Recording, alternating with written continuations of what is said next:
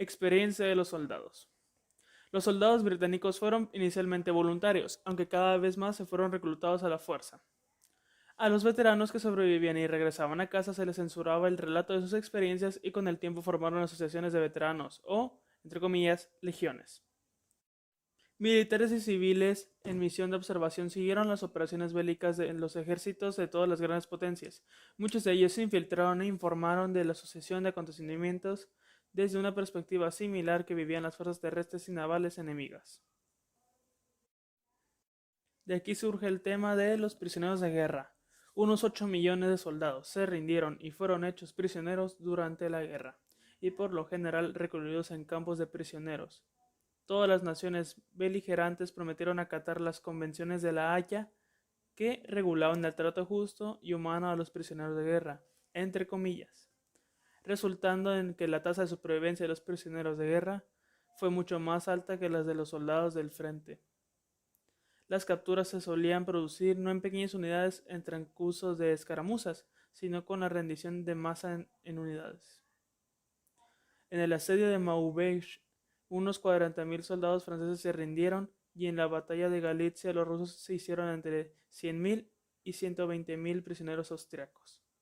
Grandes capturas se produjeron por el lado ruso, con la rendición ofensiva de la Brusilov de entre 325.000 y 417.000 alemanes y austriacos. Aunque 2 años antes los alemanes habían rendido a unos 92.000 rusos en la batalla de Tannenberg. En Kaunas, las fuerzas rusas cercadas acabarían de por rendirse en 1915 con 20.000 soldados hechos prisioneros. 12.000 soldados alemanes se rindieron en la Entente en la primera batalla del Marne. Entre el 25 y 31% de las pérdidas rusas totales se debieron a rendiciones y capturas de soldados por parte del enemigo. Para Austria-Hungría significó el 32%, el 26% para Italia, el 12% para Francia, 9% para Alemania y 7% para el Reino Unido. En conjunto, los ejércitos aliados occidentales perdieron 1.4 millones de hombres por estas condiciones, mientras que solo en Rusia sufrió el arresto de entre 2.5 y 3.5 millones de soldados. De las potencias centrales, unos 3.3 millones de hombres fueron hechos prisioneros, la mayoría capturados por los rusos. Al final de la guerra, Alemania tenía prisioneros a 2.5 millones de soldados enemigos, Rusia entre 2.2 y 2.9 millones, mientras que Gran Bretaña y Francia retenían a unos 720.000 por solo 48.000 cautivos de los estadounidenses. Una mayoría habían sido capturados poco antes del armisticio de 1918, cuando se vivieron peligrosos momentos debido a que en numerosas ocasiones los soldados indefensos, en pleno acto de rendición, eran tiroteados desde las líneas enemigas. Debe decirse que en general los soldados internados en campos gozaron de unas condiciones descritas como satisfactorias, mucho mejores que en conflictos posteriores como la Segunda Guerra Mundial, gracias en parte a los esfuerzos de la Cruz Roja y a inspecciones de naciones neutrales. Donde más terribles penurias pasaron los prisioneros fue sin duda en Rusia, donde el hambre entre prisioneros y también los civiles era muy común, lo que supuso la muerte entre el 15 y 20% de los prisioneros, cuando en las potencias centrales apenas murieron el 8% de rusos presos. En el caso de Alemania, a pesar de que la comida era también escasa y las posibilidades de hambruna reales, apenas murieron el 5% de los rusos detenidos. El Imperio Otomano dio un maltrato a sus prisioneros de guerra. De los 13.309 prisioneros de guerra británicos, la mayoría indios, apresados tras el asedio de Kut en Mesopotamia en abril de 1916, 4.250 murieron en cautiverio, aunque se encontraban en las malas condiciones ya antes de su captura. Los otomanos los obligaron a marchar 1.100 kilómetros hacia Anatolia, donde fueron forzados a construir un ferrocarril a través de los montes Tauro. Un superviviente escribió, y cito, «Fuimos conocidos como bestias, abandonar suponía morir». En Rusia se dio el caso de la Legión Checoslovaca, que tras su liberación en 1917 se rearmaron y convirtieron en una fuerza militar y diplomática de calibre durante la Guerra Civil Rusa. Los prisioneros aliados de las potencias centrales fueron enviados rápidamente a sus hogares al llegar al fin de las hostilidades, aunque a veces no sucedió lo mismo con los prisioneros de guerra centroeuropeos retenidos por los aliados. Muchos de ellos fueron obligados a realizar trabajos forzados en Francia hasta 1920, cuando intervino la Cruz Roja ante el Consejo Supremo Aliado. Los prisioneros alemanes en Rusia no fueron liberados hasta 1924. Apoyo a la guerra. En un principio, las clases altas temieron una dura respuesta por parte de la clase obrera en el caso del conflicto. De hecho, países como Francia se prepararon medidas para estabilizar y neutralizar intentonas revolucionarias. Sin embargo, esto nunca se materializó, más bien todo lo contrario. La habilidad con la que los países beligerantes presentaron la guerra a su población les aseguró casi una total adhesión de las masas, una situación que no obstante fue breve. Varios partidos socialistas apoyaron inicialmente la guerra en agosto de 1914. Los socialistas europeos estaban fuertemente divididos entre aquellos que decidieron apoyar sus gobiernos y se unieron en favor nacionalista y patriótico de entonces, dejando a un lado sus tesis internacionalistas, y aquellos que adoptaron una posición contra la guerra, especialmente los socialistas más escorados de la izquierda, marxistas y sindicalistas, que vieron en ella una nueva expresión de la lucha de clases. Una vez comenzó la guerra, una mayoría de socialistas austriacos, británicos, franceses, alemanes y rusos apoyaron el esfuerzo bélico de sus naciones. En los Balcanes, los partidarios de yugoslavismo, encabezados por su líder Ante Trumbic, apoyaron firmemente la guerra, deseosos de liberar a los Balcanes del control de Austria-Hungría y de las potencias extranjeras, aspirando a la creación de una Yugoslavia independiente. El Comité Yugoslavo, dirigido por Trumbic, se constituyó en París, aunque al poco tiempo trasladó a su sede en Londres.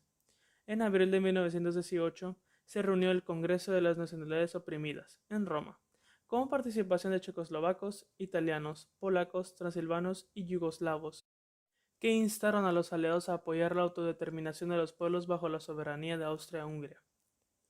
En Oriente Próximo, el nacionalismo árabe se disparó en los territorios otomanos fuera de Anatolia en respuesta al surgimiento del nacionalismo turco durante la guerra, donde los líderes del movimiento ya apoyaban a la creación de otro estado panárabe.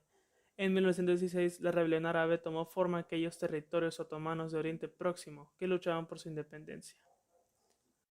En África Oriental, Iyasu V de Etiopía apoyó al estado derviche de Somalia que combatió contra los británicos en la campaña de Somalilandia. Von Seeburg, enviado alemán de Addis Abeba, dijo: ahora ha llegado el momento de que Etiopía recupere las costas del Mar Rojo. Manda a los italianos de vuelta a casa y lleve las fronteras del imperio a su límite anterior. El imperio etíope estuvo a punto de entrar en la Primera Guerra Mundial de parte de las potencias centrales, pero se produjo el derrocamiento de Iyasu a manos de la aristocracia de aquel país, que había sido fuertemente presionado por el bando aliado. Las razones esgrimidas por la aristocracia local para el cambio del gobernante fue la acusación, infundada, de que Iyasu se había convertido al Islam. El historiador etíope Barry South sostiene que las evidencias mostradas para apoyar esta conversión fueron una foto manipulada donde Iyasu se le veía luciendo un turbante regalado precisamente por las potencias aliadas. Algunos historiadores sostienen que el espía británico Lawrence de Arabia fue quien falsificó la fotografía de Iyasu.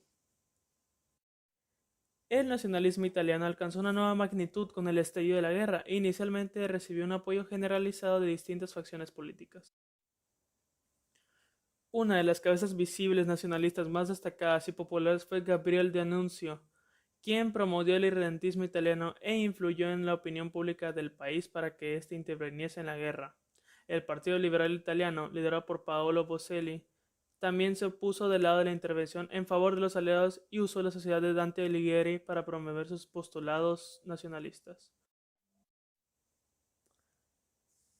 El Partido Socialista Italiano decidió oponerse a la guerra después de que 3 anarquistas antimilitaristas murieran tiroteados por los carabinieri durante una manifestación, a lo que siguió la Semana Roja, una huelga general organizada en protesta por el suceso y cuyos efectos quedaron presentes de la memoria del país por largo tiempo. El Partido Socialista Italiano decidió oponerse a la guerra después de que 3 anarquistas antimilitaristas murieran tiroteados por los carabinieri durante una manifestación, a lo que siguió la llamada Semana Roja, una huelga general organizada en protesta por el suceso y cuyos efectos quedaron presentes en la memoria del país por un largo tiempo. El Partido Socialista decidió entonces expulsar a sus miembros más nacionalistas y favorables al conflicto, entre los que se encontraban destacados dirigentes como Benito Mussolini o Leonida Bisolati. Mussolini, un antiguo sindicalista que había apoyado la guerra pensando conforme con sus tesis irredentistas, que así regiones históricas italianas bajo control de Austria-Hungría podrían volver a formar parte de la nación, creó el probélico Polo de Italia y el Fascista Revolucionario de Azione Internazionalista en octubre de 1914, que más tarde se convirtió en el Fascista Italiani di Combattimento en 1919, una organización política de extrema derecha, auténtico germen del fascismo italiano y núcleo del futuro Partido Nacional Fascista. El nacionalismo de Mussolini le permitió recaudar fondos para su causa provenientes de empresas de armamento, como Ansaldo, y para crear sus periódicos, desde lo que siguió intentando convencer a los sectores socialistas de apoyar a la guerra, sin éxito. Oposición a la guerra. Cuando comenzó la guerra, una mayoría de socialistas y sindicalistas respaldaron a sus respectivos gobiernos nacionales. Sin embargo, hubo notables excepciones, como el Partido Socialista de América, el Partido Socialista Italiano, la facción bolchevique del Partido Obrero Socialdemócrata de Rusia y un sector minoritario del Partido Socialdemócrata de Alemania, encabezado por Karl Liebknecht y Rosa Luxemburg. Aunque minoritarias, estas facciones antibélicas estarían llamadas en los años posteriores a un gran protagonismo en la posguerra, especialmente en Rusia y Alemania. El Papa Benedicto XV, elegido apenas 3 meses después de comenzar la guerra, convirtió a esta en el tema principal de su pontificado. Al contrario que su predecesor, abogó apenas 5 días después de su nombramiento por hacer todo lo posible para restablecer la paz. Su primera encíclica, Ad Beatis Apostolorum, dada a conocer el 1 de noviembre de 1914, mostró su preocupación por la situación. Sin embargo, el Papa descubrió cómo las fuerzas beligerantes ignoraban sus postulados a pesar de su relevancia en el ámbito religioso. De hecho, el Tratado de Londres de 1915 incluía cláusulas secretas entre Italia y la Triple Entente para que los gobiernos ignorasen las posiciones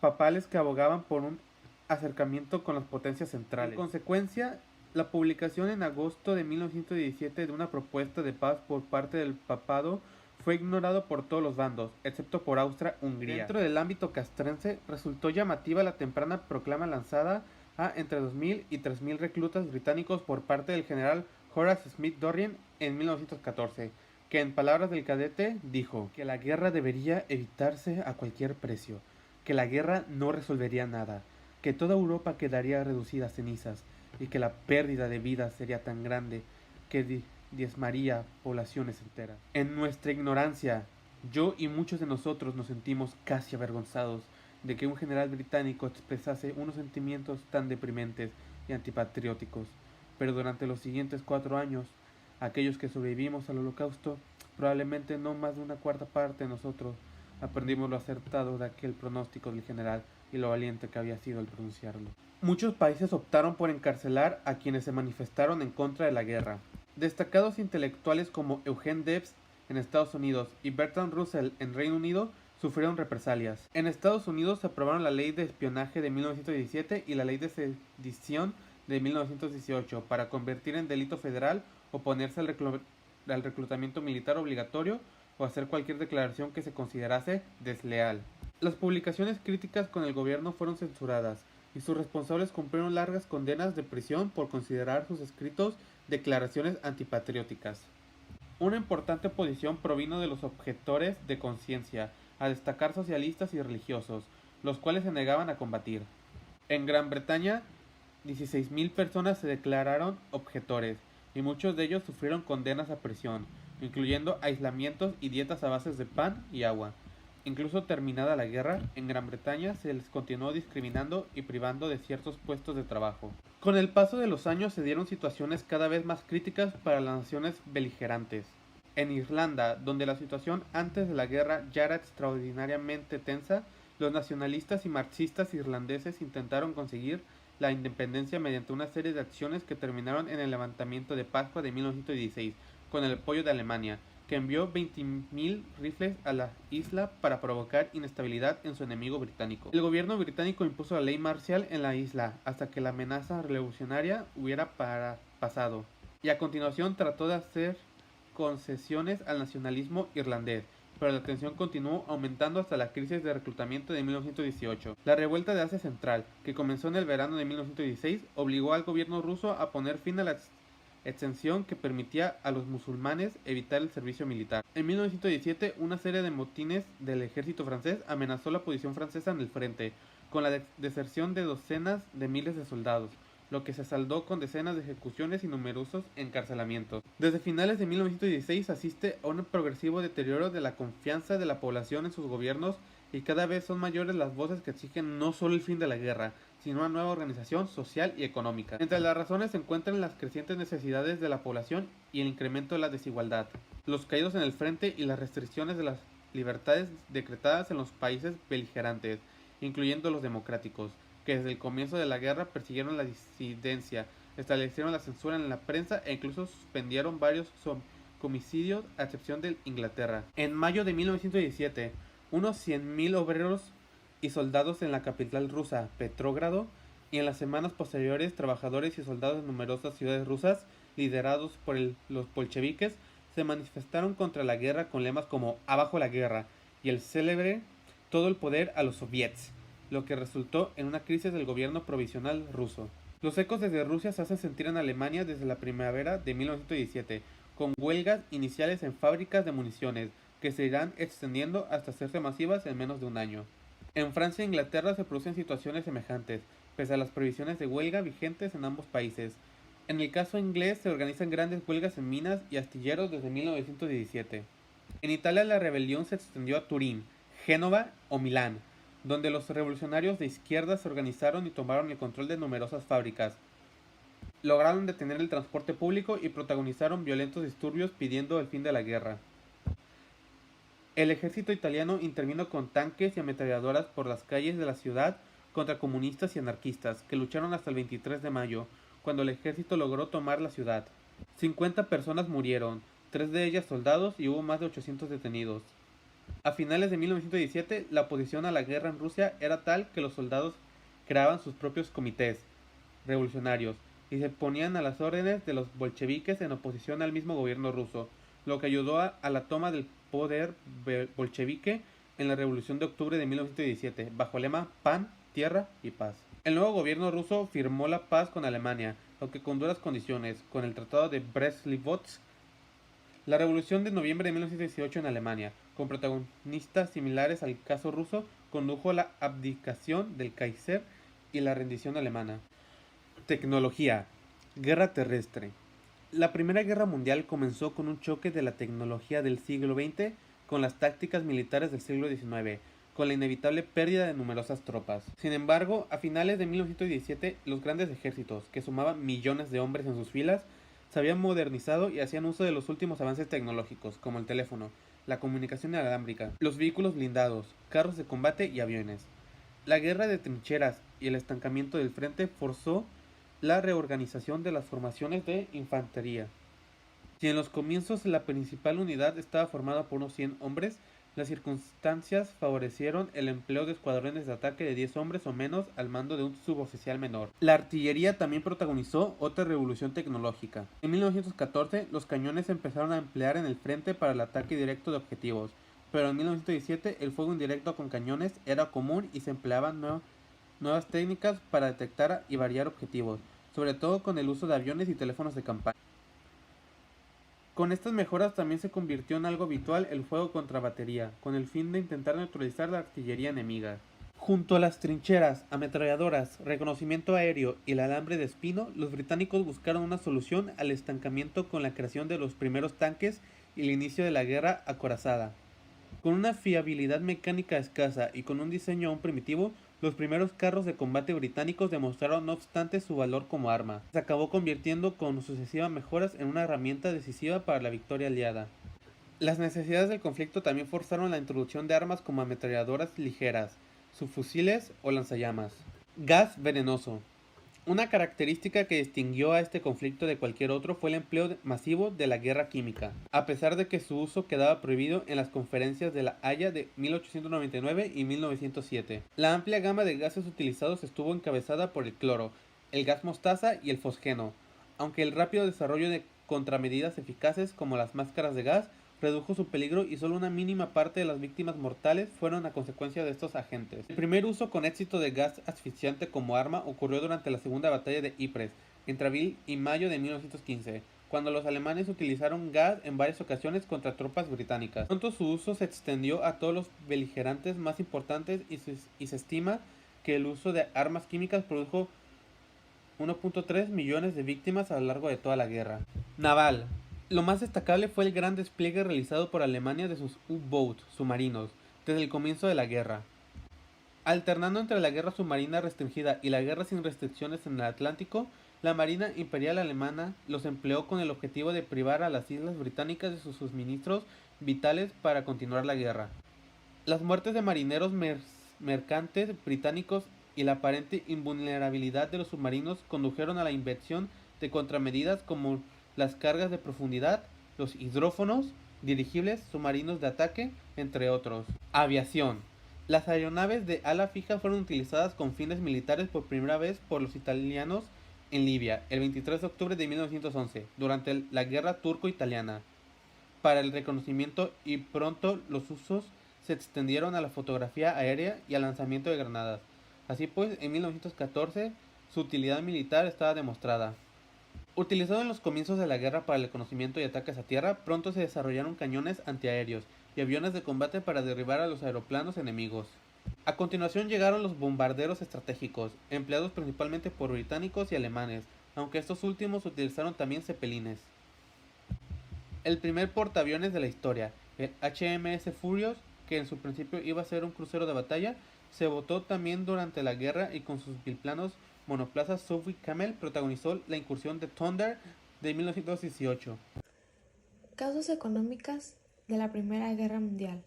Entre el último tercio del siglo XIX y la primera década del siglo XX se desarrolló la Segunda Revolución Industrial. Esta se caracterizó por una serie de cambios: nuevas fuentes de energía como el petróleo y electricidad, nuevos sectores de la producción, nuevas formas de organización del trabajo, la concentración de capitales en torno a grandes agrupaciones de tendencia monopolísticas y una creciente globalización de la economía. Surgieron nuevas potencias industriales, como Estados Unidos y Japón, que se unieron a las ya existentes, Gran Bretaña, Alemania y Francia. Alemania ganó terreno económico a Gran Bretaña por el carácter más competitivo y moderno de su industria, y se erigió en la líder indiscutible de determinados sectores productivos, como el siderúrgico y el químico. Al mismo tiempo, intentó por todos los medios arrebatar a Inglaterra sus tradicionales mercados, tanto europeos, Bélgica, Holanda y Rusia, como coloniales, y se convirtió en un serio rival comercial. Consecuencias económicas de la Primera Guerra Mundial. La guerra supuso una destrucción material extrema para Francia y Bélgica. Fueron los países más afectados, pues los combates más violentos se desarrollaron en su territorio. Igualmente fueron duramente castigadas Rusia y la región fronteriza entre Italia y Austria. Los campos de cultivo, la red de ferrocarriles, puentes, carreteras, puertos y otras infraestructuras fueron devastados. Se perdieron barcos, fábricas, maquinaria. Numerosas ciudades y pueblos fueron total o parcialmente arrasados. La riqueza de los estados sufrió un dramático descenso. Francia perdió más del 30%, Alemania cerca del 25%, el Reino Unido el 32%, Italia el 25%. Estados Unidos se vio menos afectado y su economía se colocaría en la cabeza del mundo. Al término de la guerra fue necesario reconvertir las industrias, que habían estado destinadas durante años a la producción de guerra. El proceso fue lento y se vio entorpecido por una crisis que se alargó hasta 1994. La economía de guerra dislocó el sistema productivo y eliminó de la política económica los principios del liberalismo. La tendencia se consolidó durante la posguerra, fruto de las políticas de los gobiernos de izquierda, especialmente los socialdemócratas. El intervencionismo económico del Estado fue la pauta seguida durante el periodo de entreguerras, salvo en el caso de Estados Unidos, hasta la llegada a la presidencia de F.D. Roosevelt. El gasto bélico se financió en parte acudiendo a las reservas de oro y al endeudamiento mediante la emisión de deuda pública, completando con el recurso a créditos exteriores. especialmente de origen estadounidense. Se recurrió a la fabricación del papel moneda, lo que provocó una fuerte inflación, agravada en la posguerra por el desequilibrio entre demanda y producción. Sin embargo, hubo países a los que la guerra benefició económicamente. En primer lugar, aquellos que habían permanecido neutrales durante el conflicto y se habían convertido en proveedores de materias primas y alimentos para los contendientes, caso de Brasil, Argentina y España. Pero fundamentalmente, la guerra consolidó el crecimiento de dos grandes potencias, Estados Unidos y Japón, cuyo comercio experimentó un aumento sin precedentes de las potencias tradicionales de Europa, que perdieron sus mercados exteriores y vieron cómo su espacio económico se fragmentaba. Estados Unidos prestó importantes cantidades de dinero a los aliados y les suministró abundantes materiales bélicos, bienes de equipo y víveres. Se convirtió en el mayor acreedor de los países europeos, que en adelante entraron en una estrecha dependencia de los créditos norteamericanos para hacer frente a la reconstrucción económica.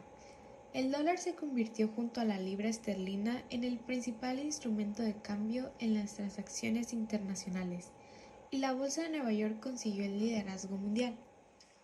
Consecuencias de la Primera Guerra Mundial. El desarrollo de la Primera Guerra Mundial tuvo una importante serie de consecuencias, entre las que más se destacan el número de soldados y civiles fallecidos, así como los diversos problemas políticos, económicos y sociales que derivaron de esta situación. Fueron muchas las personas que se vieron afectadas por la escasez de recursos básicos, la hambruna y la destrucción de ciudades y pueblos.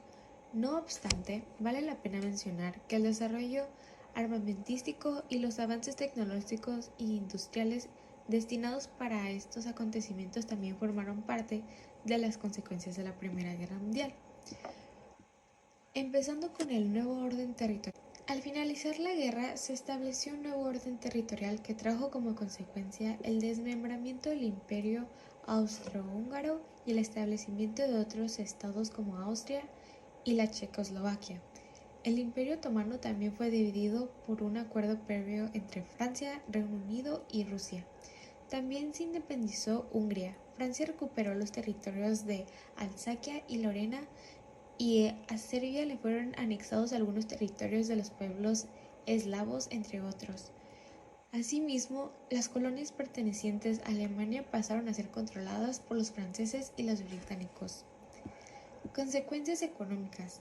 La guerra dejó un gran devastamiento y elevados gastos militares tras invertir importantes sumas de dinero en las investigaciones científicas, desarrollo de armamento y tecnologías destinadas a los enfrentamientos armados.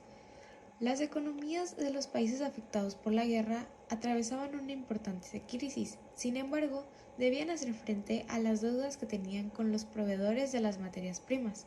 Esta situación generó una gran hambruna y dificultad para la reconstrucción de las zonas afectadas. Por otra parte, Estados Unidos salió fortalecido desde el punto de vista económico, político, militar e industrial. Desaparición de los imperios. Al finalizar la guerra, se desintegraron los siguientes imperios: el Imperio Ruso, el Imperio Austrohúngaro, el Imperio Alemán y el Imperio Otomano. Conferencia de la Paz. En 1919 se llevó a cabo la Conferencia de la Paz en París, con fin de garantizar la paz mundial. Como resultado, surgieron varios tratados, entre los cuales destaca el Tratado de Versalles, firmado el 28 de junio de 1919, del cual surgió la Sociedad de Naciones. Este tratado fue el documento que puso fin a la Primera Guerra Mundial y fue firmado por los países aliados y Alemania. En este documento se declara como culpable y principal responsable de los daños ocasionados por la guerra a Alemania. De allí que le fueran impuestas importantes sanciones que afectaron su política, economía y espacio territorial. Como consecuencia, hubo un gran descontento por parte del pueblo alemán en cuanto a las sanciones impuestas, que años más tarde fueron un importante detonante de la Segunda Guerra Mundial.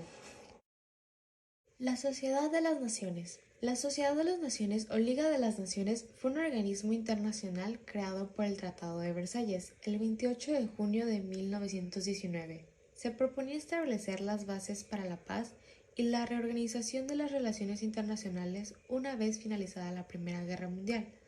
Aunque no logró resolver los graves problemas que se plantearon en los años 20 y 30, es importante porque fue la primera organización de este tipo de la historia y el antecedente de la ONU. La Sociedad de las Naciones consiguió algunos éxitos en su labor. Ayudó a solventar pacíficamente algunos conflictos en el periodo inmediato de posguerra y tuvo su apogeo en el periodo de 1924 a 1929. Durante este periodo se firmó el Tratado de Locarno en 1925, se produjo el ingreso de Alemania en la sociedad en 1926. Sin embargo, cuando la situación internacional se enturbió tras la depresión de 1999, la Sociedad de las Naciones se mostró totalmente incapaz de mantener la paz.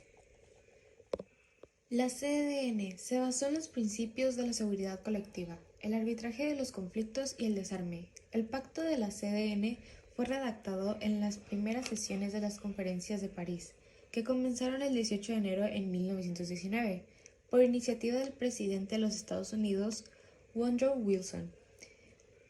El 15 de noviembre de 1920 se celebró en Ginebra la primera asamblea de la sociedad con la participación de 42 países.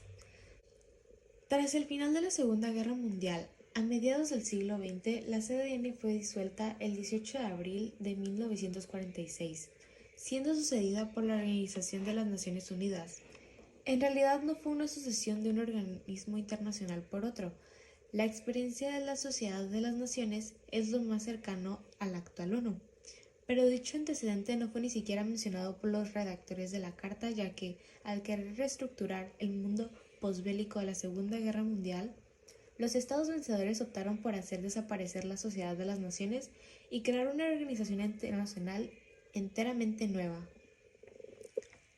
La Sociedad de las Naciones fue fundada inmediatamente después de la Primera Guerra Mundial. Constaba originalmente de 42 países, 26 de los cuales no eran europeos. Alcanzó el número máximo cuando tuvo 57 países miembros. La sociedad se creó porque tras la contienda en Francia, el Reino Unido y los Estados Unidos, la corriente de la opinión pública creía que una organización mundial de naciones podría conservar la paz y prevenir una repetición de los horrores de la guerra de 1914 a 1918 en Europa, en vista que los pactos de la diplomacia tradicional habían fracasado en este empeño.